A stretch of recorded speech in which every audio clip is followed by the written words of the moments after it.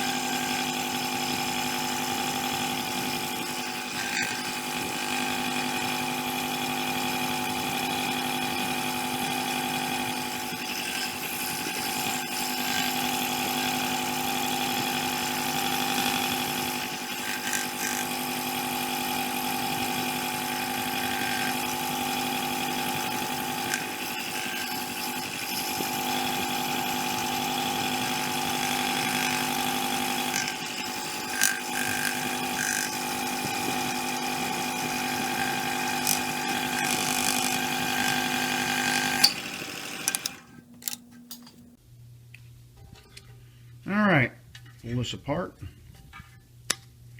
There we go. Now, all I need to do is clean up the dust in here. That'll all come right off. And I'll go ahead and put my aluminum in here and clamp it together like I did my other blank. And once the glue is dry, we'll flip to the next side and cut this side the exact same way. I have the blank glued back up. It looks pretty good. I came up a little short here, but see, I'm looking that that's where I would cut off because I don't need that section for the pin or that section for the pin. There's side, I'm looking at side 3 there. There's side 1. I'm getting ready to roll over to side 2, and I'm going to go with the same pattern, crisscrossing all the way down side 2, and I'll come back when the entire blank is made and show you what it looks like. Here's my blank. I've got my pattern cut all the way through on all 4 sides. It's ready to be turned into a pin blank. So in other words, I'll cut it in half, drill a hole up the middle, glue my tubes in, barrel trim it, and get it on the lathe. So the next time you see it, it'll be on the lathe, and we'll see what this thing looks like.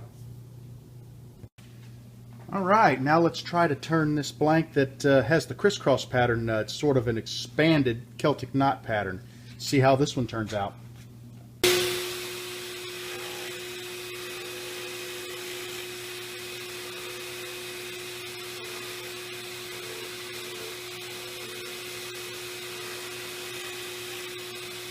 Here's a close-up of how this pattern's turning out. I really like it. It's starting to show where it's intersecting, and as I turn it down farther, those intersecting points will move farther out. So this ought to produce a really, wow, that's amazing. This ought to produce a really awesome looking blank. So I'm really happy with this. This is the single most awesome blank I think I have ever created. It is absolutely amazing. I'm going to sand this one down and get it put into a kit tonight, and I think this is going to become my personal pen. I am just in love with this blank. Here is my Celtic Knot pen. Never would I have imagined it would turn out looking like this. I was literally blown away as I turned the outer shell of my blank. I love this pattern. It was very simple to do, and I can honestly say I will be making some more of these. I really hope you enjoyed my video. If you did, please give me a thumbs up. If you really enjoyed the video, do me the honor of sharing it so that your friends can enjoy it as well. If you are not a subscriber, please click the subscribe button. That way all future videos that I make will be delivered right to your YouTube feed. And as always, I want you to know that you are always welcome in my shop. Come back and see me again real soon.